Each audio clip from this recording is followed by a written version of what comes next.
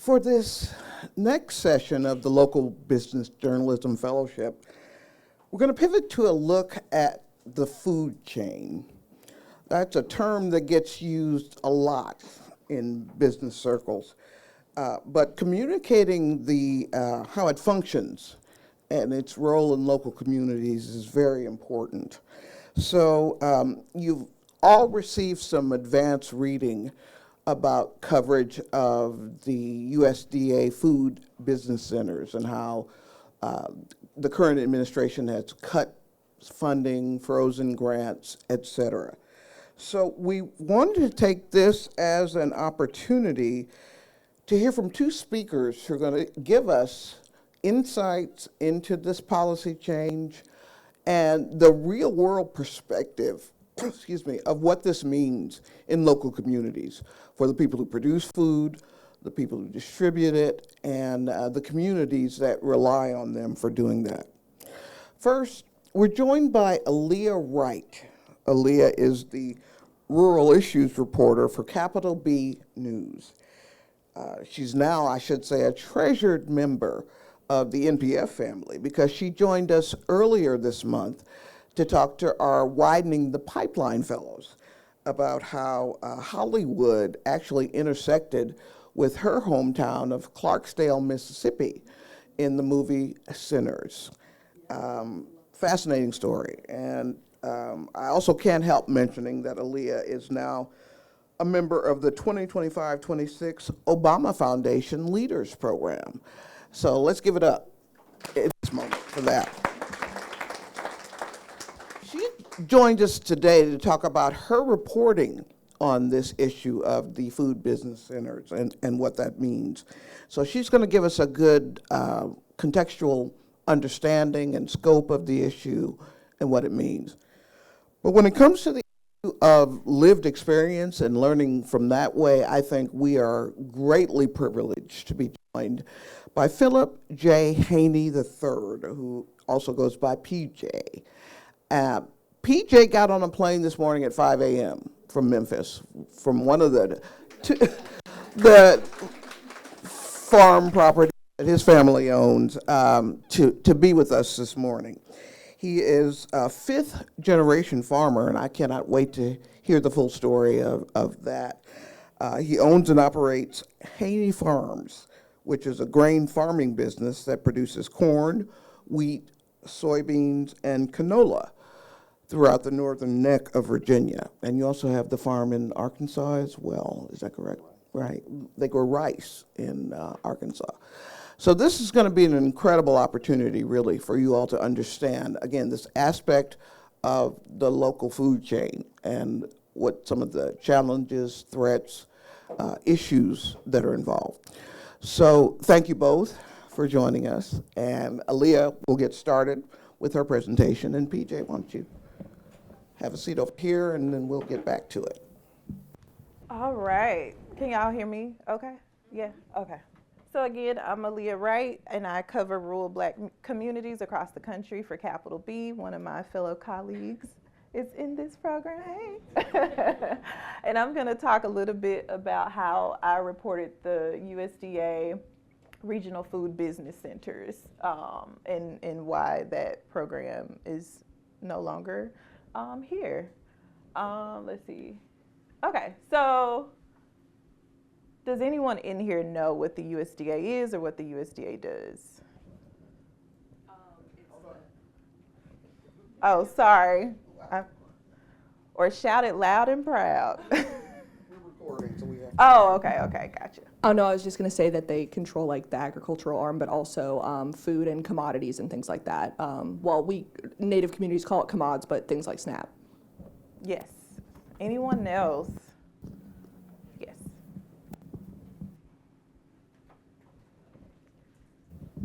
They also do a lot of things as it relates to food safety and health, along with like veterinary medicine and in regards to like slaughterhouses and different aspects from that point. But then they do land grants and like agriculture and stuff for farming land and like purchasing of land. Yes, so all of those things are correct. The USDA is a federal department that's responsible for developing and implementing policy as it relates to agriculture, food, nutrition, and also some rural development and housing. And as we know, it plays a critical role in supporting our food system as well as our farmers. And so the USDA is a fairly large department. It has 29 agencies.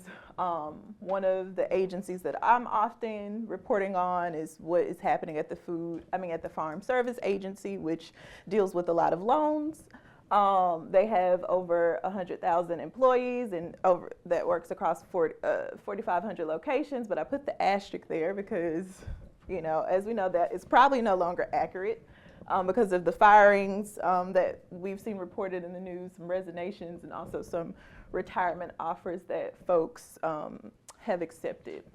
And so when I'm thinking about the USDA, I'm also approaching stories with the context of how there's been well-documented historic discrimination against farmers of color, particularly Black farmers, is a population that I cover for Capital B, and how the USDA is either continuing to perpetuate that harm, so I'm exposing wrongdoings, or I'm looking at solutions. How are they trying to fix what they say that they've done to these farmers?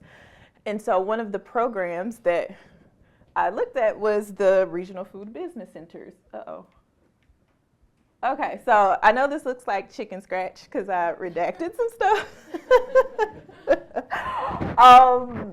But so before I get into this email that I was sent, just to give you a little bit of background about the regional food business centers, they are basically, or were basically tasked with technical assistance, coordination, and also capacity building. So how can they get farmers, educated on how to access better markets?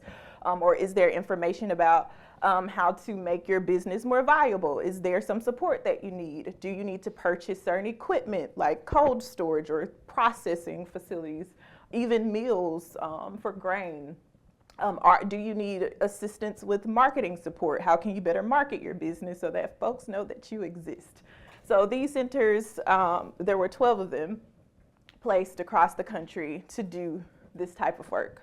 So I knew nothing of this until one of my sources, I had actually spoken to him maybe a couple days prior about some initiatives that he learned about that would assist farmers in the Mississippi Delta region, which is where I'm from. He isn't a farmer, but he works directly with farmers. And he's like, you know what, I think there's something that you need to know. So he sent me this email. Actually, this was an internal memo that he shared within his organization, but he thought to share with me. So it was on July 17th. And as you can see, the subject is USDA terminates this program. And Secretary Brooke Rollins had actually announced it a couple days before. And I was like, this is interesting. Why did they terminate this program? My first question. And then as I continued to read, this was actually a program that was implemented under the Biden administration. And it was geared towards supporting small farms and food businesses as a result of the pandemic. We know that when the pandemic happened, a lot of farmers did not have access to their markets anymore. Folks weren't able to even reach their customers, and there were also some farmers who had more demand that they could actually fulfill. So there was a lot of different challenges happening, and so this was one of the programs aimed to help support them so that they could actually sustain themselves. And so I was like, okay, I need to learn more about this. And later down in the email, he's given more information that there's 4 centers that are being shut down immediately, and they have not even yet dispersed any of the grants to the farmers. So I should also go back to say that although this was a program that was implemented in the American Rescue Plan Act of 21, the first announcement that this was actually going to happen and these funds would actually go out to farmers was in 2022. So a lot of folks really didn't get things up and running until 2023 and also 2024. So it's a very slow process, one, to define where the food business centers would be, who are the universities, the nonprofits, the organizations that would be coordinating all of this work, and also who are the farmers and food businesses who actually need this support. And so I continue to read that there were 8 of the centers that could continue to administer their grants through May 2026. I should also say that this was supposed to be a 5-year commitment.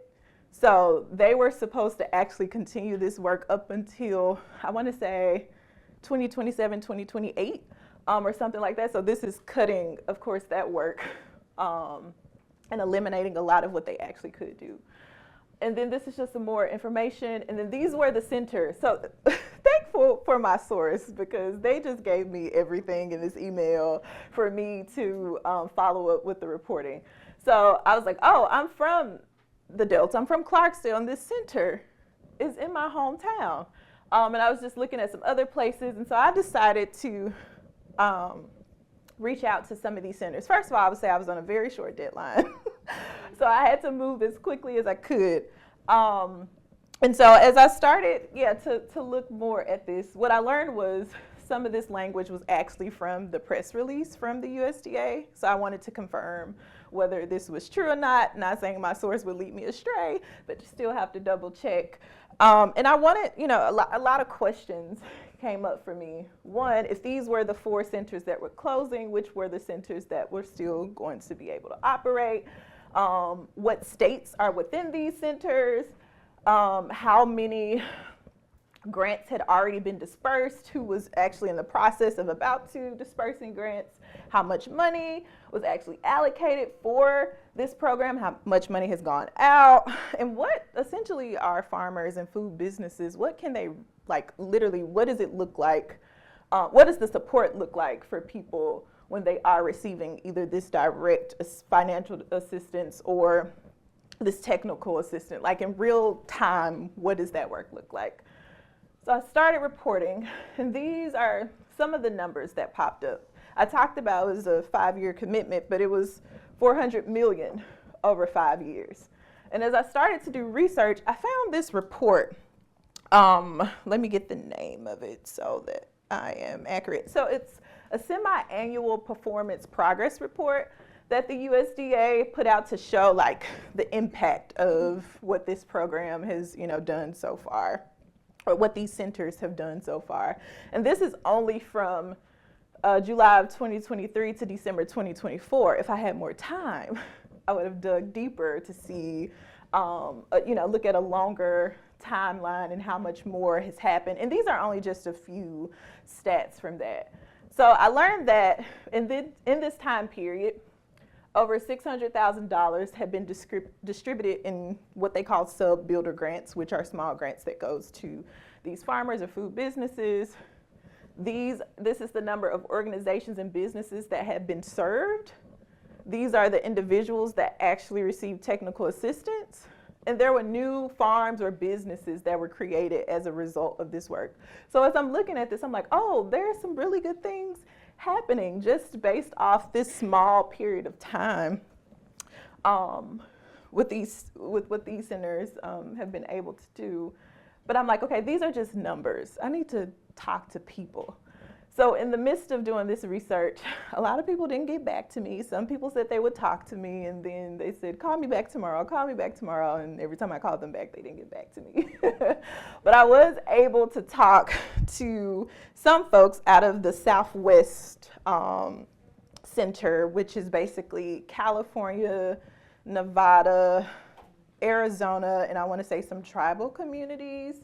And one of the folks I talked to was Farmer Ken. And Farmer Ken is from Ohio, but he's been living in Southern California for a long time. And he grows vegetables, fruits, herbs, and I think flowers. And before I get to Farmer Ken, I want to talk about Tracy Cilio, who is the director of the Southwest Center. And she talked a lot about the different things that they were able to do with their funding. First of all, they were awarded $35 million But prior to the USDA deciding to eliminate the program, they were only able to get out 1.6 million. So that's like a small chunk of like that 35 million that they were actually able to utilize. And so one of the things she talked about that they were able to do was one, hire experts to conduct financial literacy courses. They were able to do business plan development with farmers, figure out ways to get them access to capital. I mentioned earlier, like purchasing this equipment that they needed to, you know, store their fresh foods longer. And they were able to do some workforce development training. One of the things I mentioned earlier is just like how difficult it can be for small farmers to get access or get their products into like a grocery store, for example. One of the things that they were able to do was get one of the farmers her baked goods. She had like this vegan brand of baked pastries that she was actually able to secure a contract with Costco, and she was able to get her stuff in the Costco. They were also able to build a relationship between a local school and the farmer, and that farmer was able to sell her strawberries in the local school that was near her neighborhood. So all of the things that these farmers had previously had challenges with, these centers were able to help them, you know, overcome those obstacles and actually not only like build stronger relationships, but also be able to, you know, diversify their income. There's a lot of farmers that I talk to who say that they would love to farm full time, but they have other jobs because farming doesn't, you know, always pay the bills. And farming is not necessarily a hobby for a lot of people. They actually want to be able, you know, to sustain themselves, to thrive, and actually make a living from what they're doing. And so one of the things with Farmer Ken, his access or his market that he would usually use would be farmers market, so direct to consumer.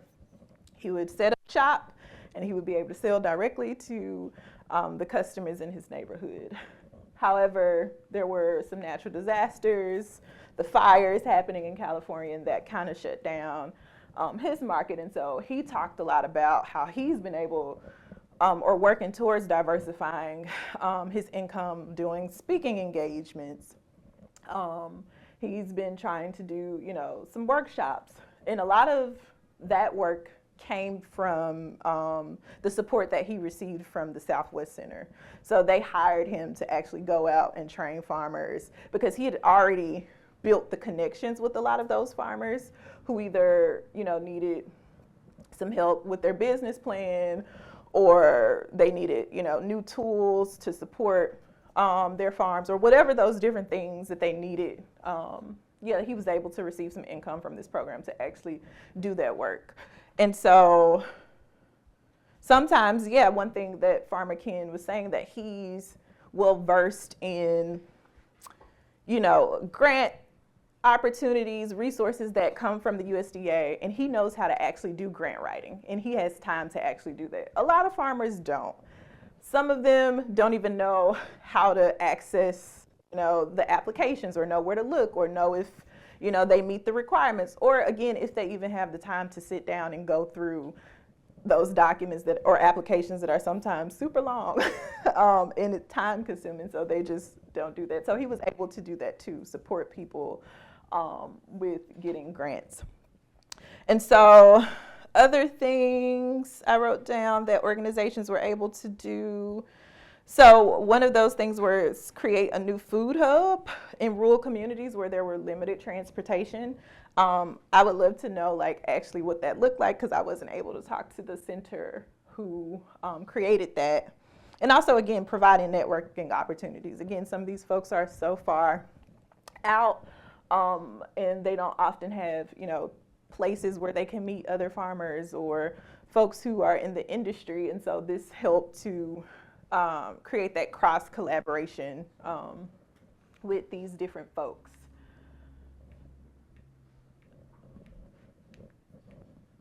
I don't know. Did I do something? Point it to your PC. I don't know. Did I break it? Okay. So if you were doing this story, how would you cover it? How would you localize it? There's a lot of questions again. Like I was able to get a real voice, to describe some of the, real local impact, talk a little bit about some of the numbers I found, saw some reports, but there's a lot that I didn't get to explore within that piece. If you were covering this, what are some of the steps that you would take, or some of the, we don't have time. Okay, that is fine. So, oh yeah, that's true, I forgot, we're recording. So, the first thing, I just, of course, find your coverage area. Here's a map, and I'm pretty sure y'all probably have already seen this.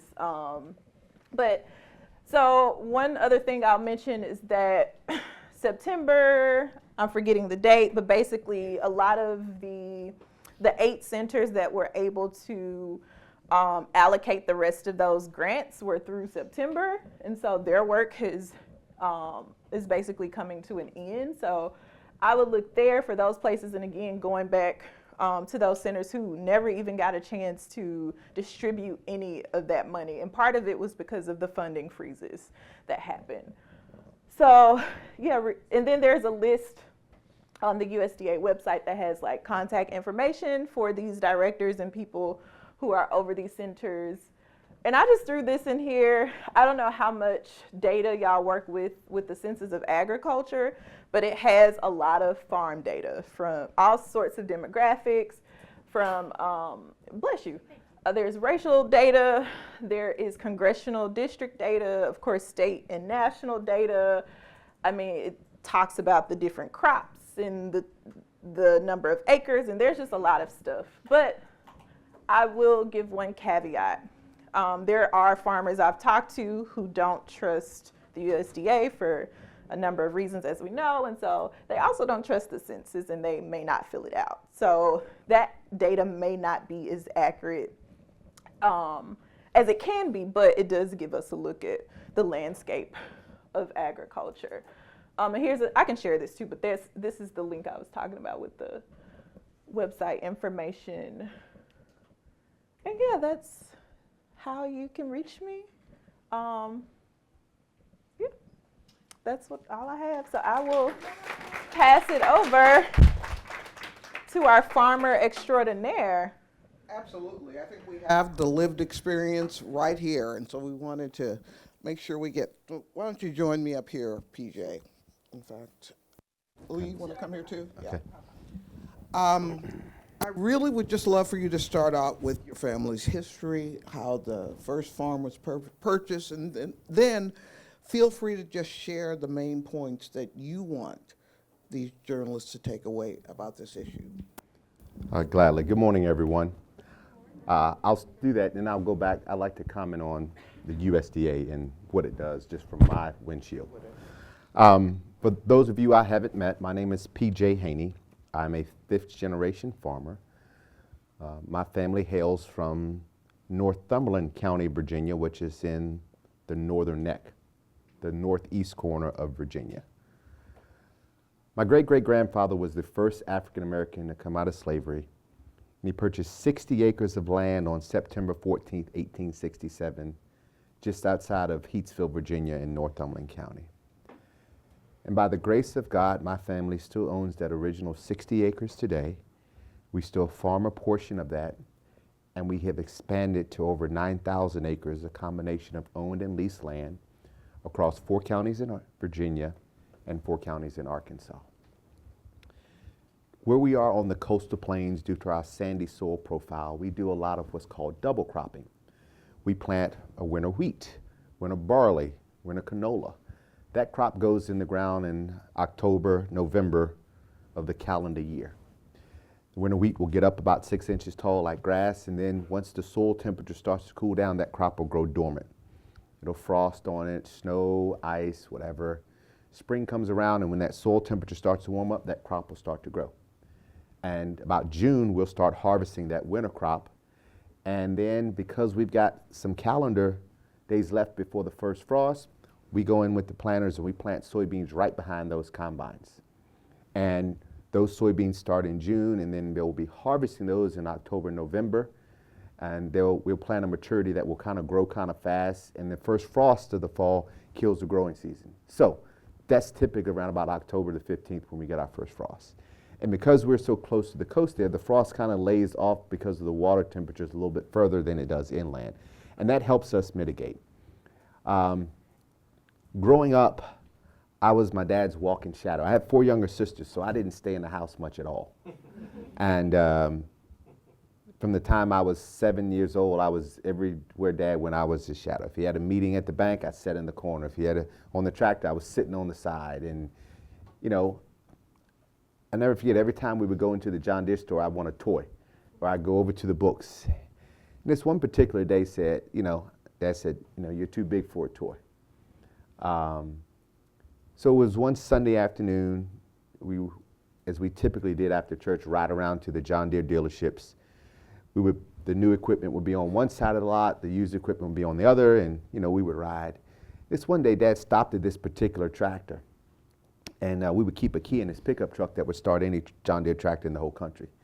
He said, hey, son, let's check this one out. Start her up. So as I had done 100 times before, I go check the engine oil, I go check the transmission oil, and I go fire up. So I rev it up a little bit. How does it sound? Sounds good, Daddy. He said, all right, back it up and just drive it around and see if you hear any noises in the transmission. So I did that, and I'd done it before, no noises. He said, how does it sound? I said, sounds good, Daddy. He said, all right, you like that tractor? I said, yeah, Daddy, I like this tractor. It's got air conditioning rate. I like this one.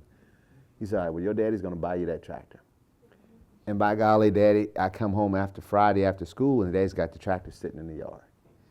And on Fridays when I got out of school, wherever my dad's crew was working, he'd have them move my tractor to the field. So if he had 4 tractors running, I'm the 5th tractor waiting to get in line behind the other guys. So at 8, 10 years old, I'm doing the same thing that 40 and 50-year-old guys are doing working on the farm. I was a big boy. I didn't want to play sports. I didn't want to chase girls. I just wanted to go get on that tractor and have my air conditioning radio, and that's all I did. And I was very skilled at it. So, you know, at a very young age, I became one of his best skilled, cheapest paid employees on the whole farm. I still wear that title today. But I was able to focus my effort, you know, on something that challenged me, which was operating a big machine. And that kept me out of trouble. I didn't focus on anything else. So I took that skill, and I'll never forget, when I went to high school, I was in the Future Farmers of America competition. They had a tractor driving competition. And I was a freshman, and I beat the incumbent kid who was a senior. And that kid's dad was the biggest white farmer in the county. And it didn't dawn on me till years later, but the FFA teacher said, hey, we need to redo the course this after school. Can you stay after school this afternoon? And I said, yeah, that's no problem. And that afternoon, that other kid's dad was there watching us do the course.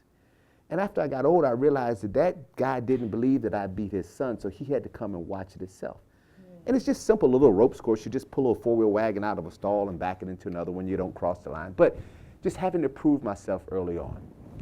Fast forward, I go to college, and I figured my dad knew how to grow it. I wanted to learn how to sell it. So I studied agricultural economics. And I never forget, I came home one weekend, and I walked down the lane and got the newspaper from my dad, and I bought it in. And on the front page of the newspaper, it was Black Farmer Cries Foul. And it was a picture of John Boyd, and he was talking about what happened and the lending practice. And Dad said, man, the same thing has happened to me. How do I get in touch with this guy? So I went on the computer, I figured out, I got a phone number, I called, I said, yeah, I'm looking for John Boyd. He said, this is him. I said, hold on. Gave the phone to my dad, they talked for 3 hours.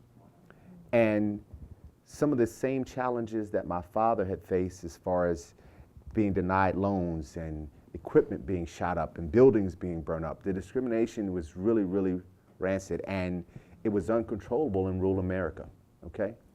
So my dad and John started the National Black Farmers Association. They were here in Washington, protest for mules with the mules. My dad bought the mules, and he and John would travel around the country just to shine a light on the issue of black farmer inequity.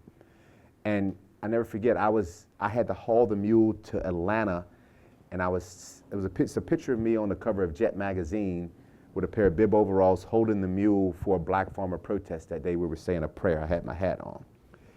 And I say all that to say that I've had a front row seat at black farmer inequities most of my life.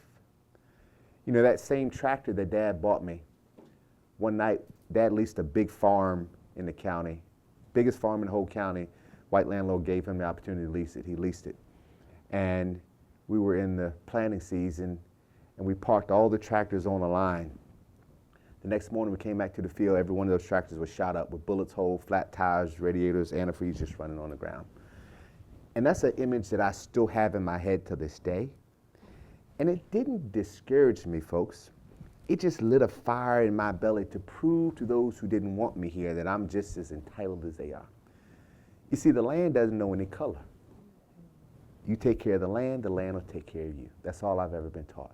So if I go and plant on time and fertilize on time, if I have the resources to do that, you know, you plant, God will give the increase. Now, that's my story. So fast forward, I graduated from Virginia Tech with an Ag Econ degree, came back to the farm. I'm farming with Dad, and he says, listen, you got 4 younger sisters. I'll support you with that college degree you have to hang on some corporate office wall if you want to, but I really could use your help to get your sisters through school. And after we get them through school, you know, if you want to go corporate America, I'm glad to support you. Well, that was my green light to live my childhood dream and go to work every day with my dad. So he said, listen, I really we need 5 crops in 3 years. I want you to give me wheat, and we'll double crop beans, wheat, double crop beans, and we'll rotate the corn on the 3rd year. He said, we're going to about 2/3 of our acreage is going to be double crop, the other 1/3 is going to be in corn. And he said, we can roll this thing and we can make it work. And in the meantime, we started a trucking company, something to just have additional income, because our income stream is very cyclical. You know, we plant and spend a lot of money in the spring, and we got to wait all year to harvest, and you got to take care of diesel fuel and chemicals and payroll and repairs all year. So you needed, my granddaddy always said, you got to have something making you money while you sleep. Granddaddy was in the hog business. He raised hogs and farrowed to finished and livestock. So trucking was our source of non-farm income. And you know, we had a lot of accounts where we live, especially serving this Northeast corridor. So I've spent more time in an 18-wheeler on the New Jersey Turnpike than you would ever imagine right now. But we didn't have the ability to walk into a bank and get a loan, so we had to do what most other farmers didn't have to do, is truck and landscape and cut trees and, you know, all that other stuff to make the money to support our hobby of farming. 2009 rolls around, and I'm on the tractor one day. I'll never forget. I get a call from a guy who was with Monsanto. And he says, Mr. Haynie? I said, yeah. He said, my name is Dwayne, and I have Mr. Reed on the line. We're calling to invite you to a Black Grower Advisory Council, meaning that we're hosting here at Monsanto. The leadership here, you know, some things have come out in the media about Monsanto's acquisition of Delta Pineland Cottonseed Company, and you know, it's been told that it'll be detrimental to black farmers, so the leadership of Monsanto wants to know why. I said, well, dude, I appreciate the invitation, but what I do is different than most black farmers. He said, what do you mean? I said, sir, we're not raising any watermelons and collard greens around here. We're a 5,000-acre row crop operation. 2/3 of this is double crop. I'm planting and harvesting 7,000 to 8,000 acres a year, and I don't know any other black farmers doing what I do. So I appreciate the invitation, but I probably have to decline. He said, well, we are quite aware of the size of your operation, and we know how much your company spends with us, and to your surprise, there are going to be some black farmers at this meeting your size and some even larger than you. When he said that, I stopped the tractor right in the middle of the field. I said, wait a minute. You mean to tell me that there are black farmers out here farming more land than we are? He said, yes, sir. I'm not going to say what I said on the phone, but I said, you got to be kidding me, dude. He said, no. I said, where are these guys from? He started telling me about the brothers in Tennessee farming 9,000 acres, Texas 8,000, Alabama 6,000, Florida, Georgia. I said, okay, hold on. When is the meeting? I said, you sign me up. I may not have much to offer on this cotton deal because I don't grow cotton, but I need to meet these other black farmers. Fast forward, they fly me to St. Louis. I walk into the Monsanto corporate boardroom, and there are 11 other black farmers sitting around this table that I'd never seen before nor heard their names. And when they started making introductions, there was Kenneth Ray Sneed from Tennessee, 9,000 acres, Sneed Brother Farms. There's Mr. J.D. Jacobs, Rockwall, Texas, 8,000 acres. The Bridgeforths from Alabama, the Armstrongs from Louisiana, the Gilberts from Florida, South Carolina, North Carolina, Georgia, Mississippi, Arkansas. I was speechless. One, it was the first time I'd ever been in a room and I wasn't the biggest black farmer. But two, that meeting changed my life because it opened up a whole network for me that I never knew existed. Prior to that meeting, I thought I was the largest black farmer in the whole damn United States. If you had said, PJ, I'll give you $1,000 for every farmer you can name me farming over 1,000 acres of land, I couldn't have done it. I didn't know any. My world was very pale white and stale in northeast corner of Virginia and not much diversity at all. I've been involved in manners my whole 4 years in college. That's minorities in agriculture, natural resources, and related sciences. But I never met another black male or female who was aspiring to go back to the farm like I was. Most of these students were going to corporate careers or working at USDA or something like that, so I didn't know anybody pulling the same plow I was every day on the farm. So now that I had this network, I was just floored. So, I'm calling these guys on a regular basis. Hey, man, these guys are quoting me $800 a ton for potash. What are you paying for potash right now? Oh, PJ, we at $550 on ours. I said, okay, I figured that on, right? Let me go shop somewhere else. Hey, man, you got a new combine last year, did you? He said, yeah. I said, well, I just quoted one, and they want $750,000. What'd you pay? Well, we paid $600 for ours, PJ. We bought it from this guy down here. I'll give you the name. So it just let me realize that I had to gut check the salesmen and the people that I was currently dealing with because I wasn't getting fair treatment. When I go to the local coffee shop in the morning, the neighbors, they're not going to tell me the good sweetheart deals that they have or everything going on. So I was isolated. So now that network opened up wider for me. I'll try to speed up if you need me to. What I wanted to make sure is that we have plenty of time for the journalists to ask questions, but I wanted to get you to pivot from having this broader perspective to then realizing that there were still major challenges for folks like who access the food business center. Well, so I'll get there. While we were at that meeting in St. Louis at Monsanto headquarters, the CEO asked 11 to 12 of us a question. How many of you guys are using our 0% seed financing and chemical rebate programs? And only one or two hands went up in the room. And the older statesman from Texas, he said, wait a minute, 0%? He said, I go to the bank and draw my line of credit. I don't know nothing about that. So the CEO was irate that they had programs out that an 8,000 acre corn farmer didn't know about. And that was the light bulb moment because we realized right then and there was information that corporate ag companies were policies that they were setting up, but it wasn't being disseminated down the gravel roads where black farmers lived and operated. And that's why we started the National Black Growers Council to be the conduit between corporate ag and black row crop farmers, okay? So what I was telling you, the type of work we do, we're row crops. So we're not produce, vegetables, no veggies here. We're all corn, soybeans, rice, wheat, canola, peanuts, cotton, the commodities that grow across large acres. And black farmers, we're the smallest herd of all black farmers. You can shoot a rifle from any angle in the city here and hit a black urban farmer growing vegetables or produce or something like that at your local farmer's market. But you're trying to find a commodity grower that's growing corn or soybeans. And the real disparity is when these federal programs come out. You see, an urban farmer that's growing a half acre of produce is not subject to any ARC or PLC programs that the government sends out for farmers.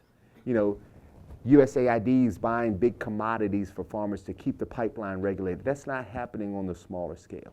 So the commodities are the large acres where these large growers really benefit from across big acres. You talk about subsidy programs and disparities and things like that. Now let me just say, if I can, USDA. U.S. Department of Agriculture has a presence in every county throughout every state in the whole United States. Local farmers go in to report their acres of corn, their head of cattle, whatever. That county office reports to the state office reports to Washington, and all these economists in Washington do all these supply and demand projections and the WASDE reports to figure out, do we have enough corn planted for the cattle on feed? Are we going to be short? Are we going to have a supply or deficit? That's how the big old wax ball of USDA works. The challenge with that for farmers that look like me is on a local level, that local county office is governed by a county committee. And that county committee is made up of the good old boys in that county who make the decisions on who gets loans, who gets disaster payments, who doesn't. And it's supposed to be an elected position, right? Yes, it's an elected position, but here's the kicker. You have to be voted on. You have to be nominated by someone and then voted on. So here I come back and I'm the most educated producer in my county, young, educated, wants to get on. I can't even get on because I don't get enough votes. And those local, that good old boy clique right there is what really makes the assertion. That was the whole domino effect of black farmers in the 80s. That's why the whole black farmer class action lawsuit. Most of you weren't even born when all that happened. But the civil rights arm of the USDA was disembarked on the Reagan administration. So when farmers had complaints to file, there was no one to go send those to. So after the whole class action lawsuit, they found a whole room full of complaints from all over the country. In 1920, there were 1 million black farmers in the country. African Americans owned 16 million acres of land. Present day, there are less than 1,000 black row crop farmers in the whole U.S., and African Americans only own 2 million acres of land. Now the difference between that 16 and that 2 is 14 million acres. That acreage didn't erode off the coastal plains of Virginia or erode off the coastal plains of California. That acreage changed hands. And when you have these shady people sitting in these county offices that are going to come in and say, Scott, you know, Patricia and Catherine are on that county committee and say, you know what, Scott owns that land between us, and if we want to get it, all we got to do is slow his loan down and he's not going to make his crop. Yep. So Scott will go in February to apply for his loan, hopefully get it in March to go planting, but guess what? He won't get his loan approved until July. And Scott's got nothing but a green thumb. He doesn't know anything better to do. He goes a planting. Well, come harvest season, while y'all are harvesting 200 bushel corn, Scott's only harvesting 75, and that's not enough to pay his loan back. And then you foreclose on him, and then Catherine and Patricia end up with Scott's land and everything. That just happened like dominoes all over the country. So the disparities in what I'm trying to say is, so based on those historical factors from the 80s, the historical inequities of the past are still creating present day disparities. And when these systems hit farmers, it hits black farmers 3 times as hard as whites. Black farmers only get 25 cents on a dollar compared to white farmers in farm subsidies right now through payments, because it's all based on historical acreage and determinations, and all that happened back during the crux of discrimination in the 80s. Even these the safety net programs for prices and crop insurance and all that, it all stems from your land, the productiveness of that land, et cetera, et cetera. You know, so when we see these impacts like this, it hits the black farmers twice as hard. Now here's the thing, let's talk about food. I'm a commodity grower. I grow wheat. That wheat is processed into flour, okay? And that flour goes for various purposes. I can name you black wheat farmers, but I cannot name you a black-owned wheat processor, okay? I can name you a black corn farmer. I cannot name you a black corn processor.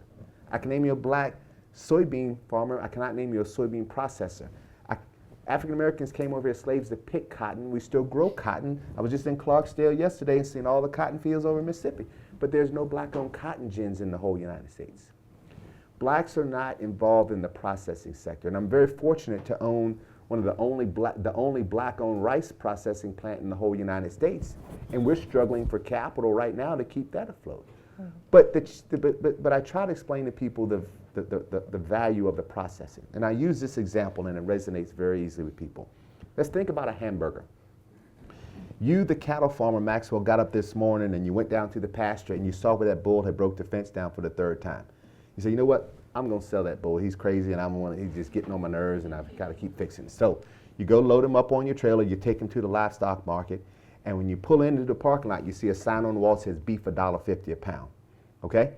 You back up, drop your gate, he hits the scale, he weighs 1,000 pounds, Amana's gonna write you a check for $1,500 and you're gonna go back to the farm happy, all right? 1,000 pounds, $1.50 a pound, $1,500, right? Easy math. Mom's gonna process that animal. Now that 1,000 pounds, she's gonna end up maybe about 700 pounds of meat. You got head, hoof, bone, gut, everything that you can't use. If she grinds it off a hamburger meat at $10 a pound, that's $7,000 that she's gonna be selling for, okay? Now, Aallyah has a fancy burger shack here in DC where she's selling quarter-pound hamburgers for $10 a pop. Well, that 10 on a quarter is 40 on a pound. And that 40 on a pound is $28,000 on that 700 pounds of meat. Maxwell only got 1,500, okay? You're not even getting 10% of the total spend. You had all that risk from calf to cow, seed to stalk, you fed it, vaccinated, everything, and you don't get it. So what I say is the processing part of food is very important. That's where the money is. These big companies that are reporting billions profits a year and things like that, they're not on the farming end putting diesel fuel in tractors every day like I am. They're on the processing. They don't have the risk involved. So we have to understand that, and we have to create opportunities for our children to come back in and we close this gap across rural America. Okay. Good morning. I'm Aallyah Johnson. I'm with Bridge Detroit. Did you say that your grandfather bought this land on this date in 1867? September 14th, 1867. Well, happy birthday to you and me. Thank you. Congratulations. I forgot about it. Today is that. All right. Thank you. Today is my birthday, too. Happy birthday. Happy birthday. Hi, I'm Rowan with the Dayton Business Journal. I have a question. I cover manufacturing, and I know that that's kind of like a similar business in that way. One of the big things that I've heard from my sources is like a big struggle for them is succession. And with you being a fifth generation farmer, I'm curious to know what succession planning looks like for you. You know, is that completely reliant on staying in the family, or is that, you know, you have like a close family friend who wants to inherit it? Because at some point, you know, you are going to have to pass that torch. So what does that look like for you? What do you struggle with that? What do you succeed with that? What's that look like? Great question, great question. So I have 3 children. I have a daughter that's in her 2nd year of medical school at Wake Forest School of Medicine. I have a son who's in his 1st year of law school at the University of Michigan School of Law. And I've got a 17-year-old that's a senior in high school, okay? The conversation I had with my kids over the winter, I said, listen, I only want you to farm if you want to. I don't want to force you. I said the greatest gift that you could have is to live your dreams and pursue whatever career you want to have in life. That was my greatest gift of going to work every day with my dad. However, I don't want you to have to take any wooden nickels. If something happened to me, them good old boys are going to be lined up outside the funeral offering, how can I help you? And I want you to look old Billy Ray in his eye, and I want to say, Billy Ray, this is what I want you to do. I'm going to lease you daddy's farm on the east end of the county. But what you're going to do, you're going to bring that rice to my rice mill. You're going to bring that corn to my corn elevator. You're going to bring that soybeans to, and I want you to be in control of what comes off your land.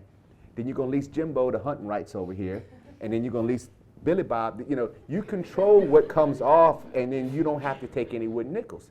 Therefore, you can only farm if you desire to. What I have done, and this is the reason I've started Haynie Family Foods, is to get all of my family involved to take what we grow and go from field, from farm to table, from field to fork. So what I have, in Virginia, we grow canola, okay?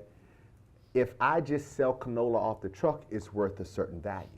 But I have a processor going to process that canola for me and make it in canola oil. And we're going to market that for food companies, okay, food service distributors. The rice that we grow at the farm in Arkansas, we have a rice mill. We're the only black-owned rice mill in the whole United States. We're going to process that rice that we grow and sell it to rice for food distributors to capture more value for what we do. I don't want to learn how to grow anything new. I just want to get the most value for what I know how to grow first.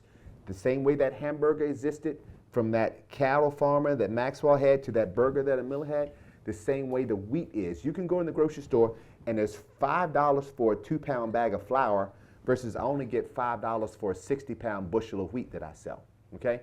So the money is in the processing. An old black farmer told me one time, he said, son, the closer you get to the mouth, the more money you get. And he's right. You have to take out those steps in between. So when I look in the rice and grains aisle, I see pearl barley. You're paying a pound, $1.95 for a pound bag of pearl barley. Well, hell, I only get 2 bushels for 45 pounds that you sell. $2 a bushel for a 45-pound bushel. So we have to, in order for me to sustain the legacy here, and my sisters are involved, my kids are involved, my nieces and nephews, is starting a food company that they can take the land and lease it out and control what comes off of that land to be still in the food business and not have to be forced to buy $5 gallon diesel fuel, $800 ton fertilizer, $800,000 combines, and farm every day if they don't want to. Does that help? Marlon Hyde, WAB News in Atlanta. I want to say thank you, both of you, first. One, Aallyah, while you were talking, I looked and saw that the Southeast RFBC literally ceased operations this week, so, or 2 days ago. Yeah. So how would you recommend reaching out to, you know, the people who organize, partners, and just so that I could potentially follow that story down? And for you, Mr. Haynie, how do you kind of see the farm, not necessarily the farming industry as a whole, but specifically the case for black farmers in a case where we're under an administration that hasn't supported farmers the way that many may have expected? So I would start by looking at the USDA website for that particular center, because they have listed some email addresses for the universities, the organizations, or the nonprofit leaders who have been a part of organizing those centers. So I would start there. I would see, which states are a part of that, and they may, like that Southeast, you said Southeast Center, right? Yeah, that Southeast Center may have its own website, and they might actually list out all of the partners. So I would just start there and start emailing people. And to that question that you asked, PJ, I just kind of wanted to say a couple of things. One, I've been talking a lot to black farmers in the South who have applied for grants. They never received them because they were frozen or what have you.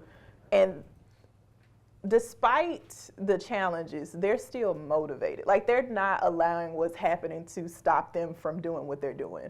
They're talking about they're still energized to bring in the next generation of young farmers. So how can we get them involved on the farm? How can we pool our resources with, a farmer that's next to us? What can we do as a community of farmers to make sure that we're all able to get through this? And a lot of them, especially the older farmers, are like, well, we done been through worse, so it's not like we can't get through this. Mentioning Atlanta made me think that I'm very fortunate because I have Haynie Family Foods has rice sitting in Atlanta right now. There's a black food distributor that distributes rice to hospitals and restaurants, and so I am in the city of Atlanta right now. I'm looking to go to more cities across the country. I love to talk to you guys about that. But going back, here's the thing, bro. People eat every day. No farms, no food, right? And if this administration doesn't watch it, these farmers are going to be forced out of business. And when you sit down and say your grace over your dinner plate, when you open your eyes, you're going to realize everything on that plate is coming from China. All right? So it's only 2% of us, 2 people out of 100 feed the whole 100. Now, this administration can send troops to cities and the National Guard. I was on a CNN segment yesterday, and I told them they need to send the National Guard to Arkansas. So Arkansas is the #1 rice growing state in the country right now. And when the government dismantled USAID, it was the nail in the coffin for the rice prices, the rice market. Because we've coming off of 2 years of big crops of rice with low quality. During the harvest season over the last 2 years, hot temperatures, which are not normally seen this time of year, caused that rice crop to dry down too fast in the field. On Monday, the combines are harvesting, we're at 20% moisture, and by Fridays, it's down to 12. And that rice dries too fast. It's just like concrete drying too fast. It gets brittle, right? So when the mills buy that rice and go to mill it, it breaks up really bad. And the mills don't want to pay for broken kernels. Broken kernels of rice are worth half the value of whole kernels of rice because they're only used for pet food. So what it does, it causes the farmers to get a lower price for what they're selling. Well, USAID would come in and put these tenders in and say, okay, we got an order of 20% brokens going to Afghanistan or 20% going to other countries. And that would just take that product out of the pipeline. I talked to a broker a couple of weeks ago, and before harvest started, she said that she knew of over 5 million bushels of rice sitting in the Arkansas Delta right now with no home for it. old crop rice from last year. Wow. And you look on TV and the people in Gaza starving with a pot in their hand begging for food. What the hell, folks? How are we going to help people? And what that did, it regulated the supply. It was the overflow valve. When you got a bunch of excess crop and the supply is building up and demand is starting to go, USDA would open that gate and it would shut, that product would go to other countries.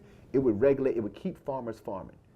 I had multiple farmers call me over the last month, say, PJ, I can't sell my old crop from last year. Can you take it? You know, nobody's buying old crop with high broken percentages. So it's sad where we are at this point. I think we can take maybe one more question, then I'm going to ask both of you to give some concrete story ideas. So one more? Is there one more? Oh, okay. All right, so why don't we then, you have contact information Yeah, you can just for reach out to me. and I'm Aallyah, happy to and give. we've also shared your email, PJ, but why don't we wind this discussion down by having you start with, give us one or two really ideas they could take back to their newsrooms right now. Ladies and gentlemen, I tell people all the time, I don't care where you go in the world, regardless of your age, race, religion, or political affiliation, food connects us all. There is no culture without agriculture. What we have to do in order to make sure we have a future crop of farmers, if we don't plant seeds today, there's no harvest tomorrow. So I got to make farming sexy for this next generation of young black men and women to want to be involved in agriculture. You like chemistry? Go design the next damn herbicides and insecticides we're spraying on the crops. You like marketing? Showcase this new John Deere tractor or combine that we're harvesting. You like accounting? Do the financing for the agriculture affects everybody. Food, fiber, fuel. You can wake up this morning, if you woke up this morning and your computer didn't work, you'd be fine. Your car didn't start, you'd be fine. Your cell phone didn't work, your bank account closed, you'd be fine. But if you cannot bite a biscuit or drink a cup of coffee, Houston, we have a problem. So everything starts with agriculture, and I just want you to make sure you understand that. And when you look out the window at who's involved in agriculture, it's not enough people that look like me. Aallyah? Yeah, I was to that point. One thing I'm trying to do more of is highlight what the modern day farmer looks like. To PJ's point, it's not always having to be on the farm. Like there's other careers in agriculture that folks might be interested in who may not want to be necessarily a farmer in that way. So I would say, yeah, just go after or try to find those interesting avenues that are putting, you know, younger farmers into, or younger folks into agriculture, or if there's different programs or initiative folks are starting to create that intergenerational connection or relationship, I would find ways to do that. So how can we have a different narrative about what farming looks like? There's a farm, last I want to add, there's a farm financial crisis going on right now. Farmers are in trouble. And right now, farm foreclosures are up 55% from 2023. 77% of all farmers voted this administration, and they've turned their backs on farmers right now, okay? And when these farmers start going out of business, and this is not a black or white issue, it's everybody, it's hurting. Yeah. But because of the disfranchisement of the past, it hits black farmers twice as hard. But we need to focus on how do we get this administration's attention to take care of farmers. It's only 2 of us out of 100. 2% feed the 100%. And if you can't take care of that damn 2%, who are you going to help? And we can devote all these resources for going everywhere else. We can't even take care about food security is national security, ladies and gentlemen. So I love to talk to you more about it through stories, but we need a cry for help to this administration to get the president's attention to make sure he keeps farmers on the farm, put a mandatory moratorium on farm foreclosures and agribusiness foreclosures immediately. I was already president of the Aallyah Wright fan club, and now I am the president of the PJ Haynie fan club. So I'd like to take this opportunity to thank these 2 powerful speakers who helped us understand the food chain.